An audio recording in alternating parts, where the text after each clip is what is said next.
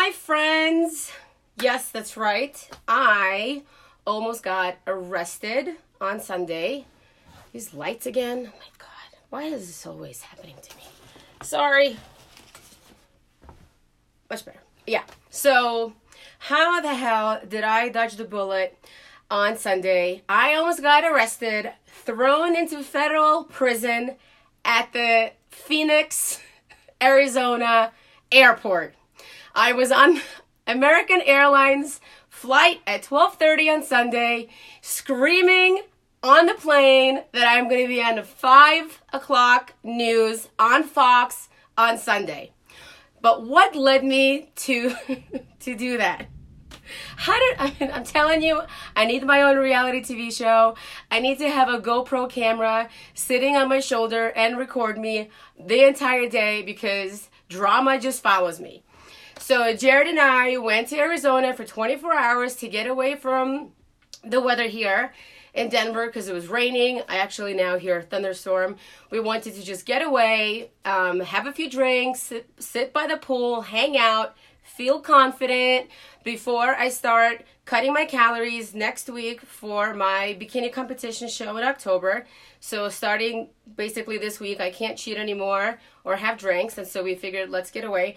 Anyway, so we're on the way back from the airport to on the way back from the hotel to the airport. We get to the airport. We did not check our bags. We wanted to have our bags with us because Sunday morning I found out that my son was throwing up and not feeling well. So all I wanted to do is get the hell out of Arizona and go home and be with my son. So we get to the airport. And we did not check our bags. We took our bags on the plane with us. Unfortunately, we were the last group to get on the plane, group 9. So by the time we came to the scan your ticket, scan your boarding pass, they were like, oh, the flight is full. The overhead bin is full. We need to check your bags. It's like, shit, that sucks. So last thing we wanted to do is check our bags. So they took our bags. Jared and I get on the plane. We walk through the huge airplane where we last seats, 34, 35, and all the overhead bins were empty. So you can imagine how I would feel as a mother when they took my bag without asking me. They took my bag without my permission. They took my bag, and now I have to wait for the luggage and spend more time going through the airport. Denver airport is not small. We flew Frontier. We were flying back American Airlines, so we were in 2 different places at the airport, so all we wanted is to have our bags. Anyway, so as we're walking through this airplane, Jared and I get upset that there's all this empty space in an overhead bin. So I was like, Jared, let's just go back and get our bags. So Jared and I walked back through the airplane to get our bags. They were right by, when you first board, you have to leave your bag where the guy takes the bags to, bring them below the you know what I'm talking about, the baggage area. Anyway, so we see our bags. I grab my bag and I start walking back onto the airplane. And the flight attendant sees me grab my bag and says, you can't have that bag. That bag has been checked. We have to now uncheck your bag. And I have to call the gate and see if your bags have been checked yet or what, or see how we can uncheck them. So the lady calls the gate, and the gate lady screaming from the gate saying, you can't have those bags. They're already checked. And I was like, what the hell are you talking about? So I was like, no, I'm taking my bag. Here's the label. I take off the label off my suitcase, and I was like, here's the label. I'm unchecking my own bag. My son is sick. I have to get home to my son. I want to have my bag on a plane with me. And the lady now starts running down the tramway, airway, whatever the hell, the tunnel, whatever that's called in English.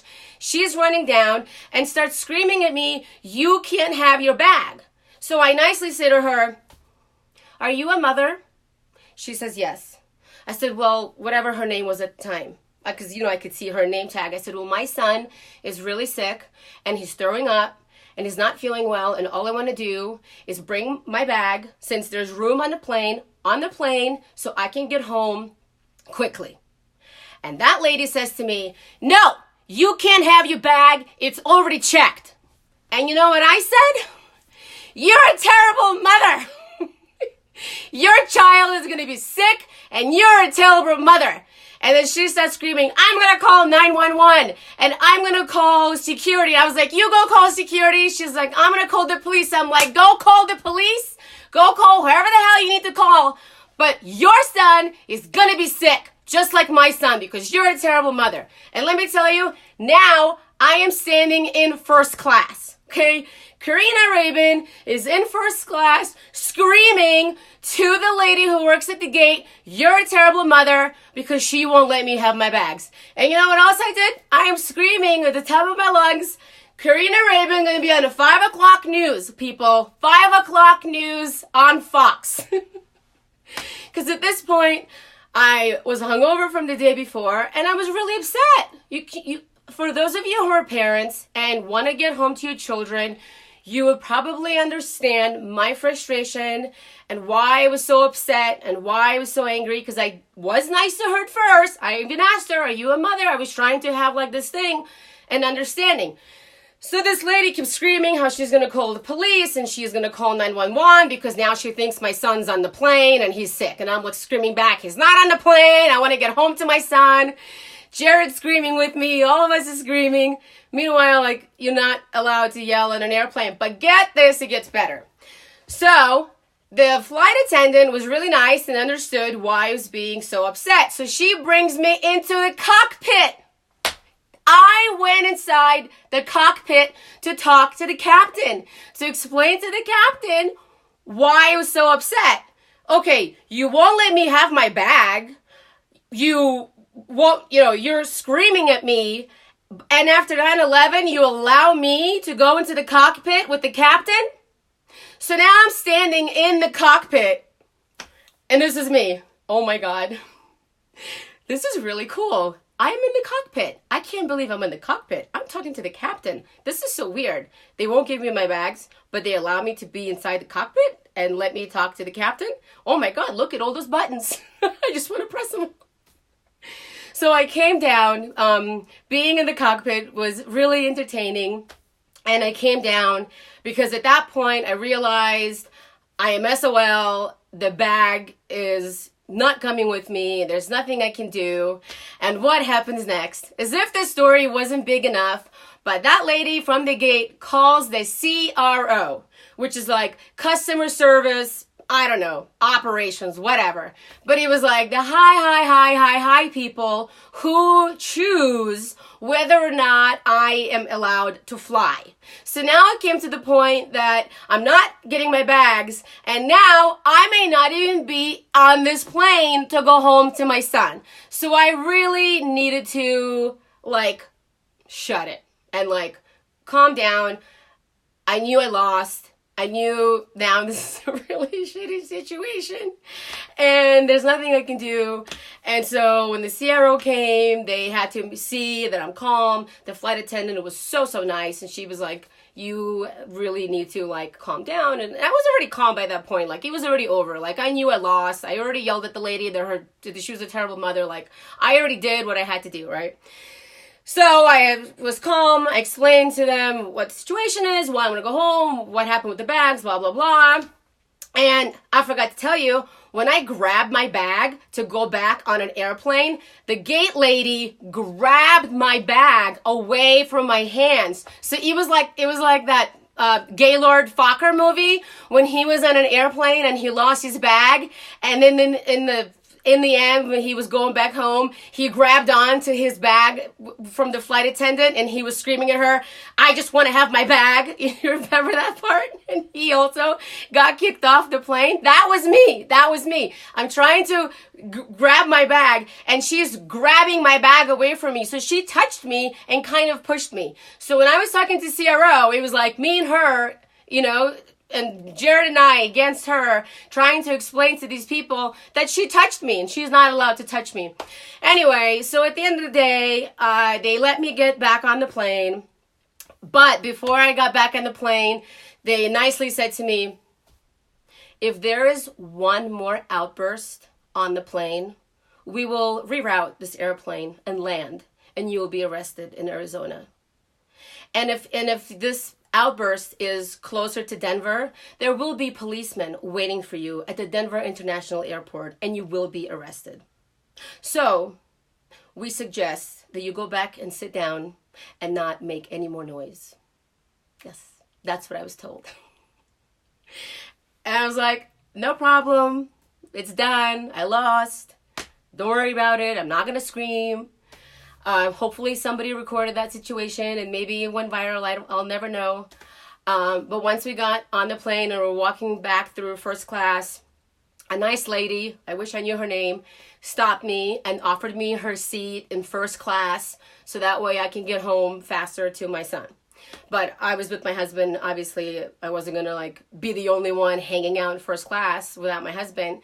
So Jared and I walked all the way to the back of the plane, and we couldn't have even had worse seats, okay? They were in the back by the bathrooms, seats 34 and 35, where the back didn't even recline, okay?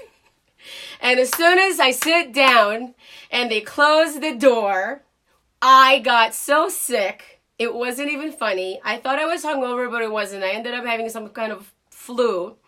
And I was on the plane, sweating and hot and just so uncomfortable. I thought it was the worst hangover I've ever had.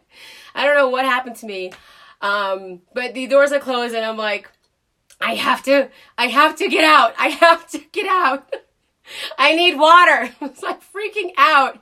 And Jared had to practically sit on top of me because I'm not allowed to make any noise. And here I am, freaking out and I don't feel good. And the guy, I'm sitting in the middle seat, and the kid who's sitting next to us was probably 19, 20 years old. And it was his first airplane flight. So this kid, let's call him Nick, right? Whatever, sitting next to me, sitting by the window. It was his first flight. It was his first airplane adventure. And he got to experience my drama and me sitting next to him. Oh my God, it was hysterical. Well, it was hysterical. It was hysterical because I didn't get arrested. I'm sure if I had gotten arrested, that would not have been funny. So, for those of you who may experience the same situation where they take your bag and then you find out that there's empty bins above your seat, there's a legal law, an airplane, whatever the powers of be in the airport, international life. Once they check, and they didn't even explain this. That's why we were so angry, because they didn't even explain that it's a legal thing with the airport that once the bags are checked, they need to stay checked. They don't have a way of unchecking them. So had they been nice to us in the first place, had the lady come over and said to me, hey, ma'am, I'm so sorry that this happened to you, that we had to take your bag because we didn't notice that there was space, we're so sorry. You know what I mean? Something. But she came at me screaming and trying to grab the bag away from me. It was so much drama that I felt like I was defeated here and I had to fight back. That I had to fight back because I really wanted to get home to my son. So that was my little drama over the weekend. Well, not really little. I think that's kind of big. But anyway, that's it for today. Thank you so much for joining me. I also want to thank everybody who have voted so far for the Miss Health and Fitness magazine competition that I'm in. You're actually allowed to vote once every 24 hours, and it looks like we're all allowed to vote 10 times.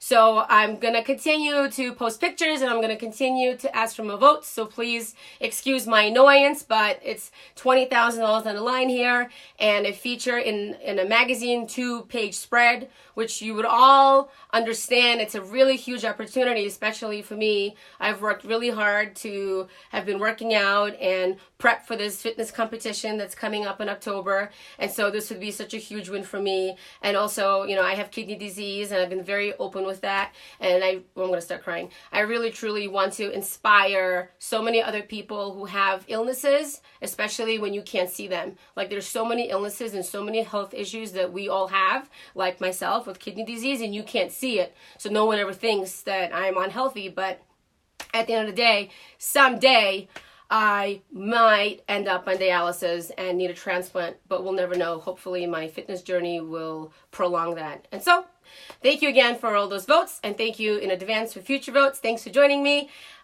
This will be going onto YouTube. This is my 4th video that I needed to do, so thank you again.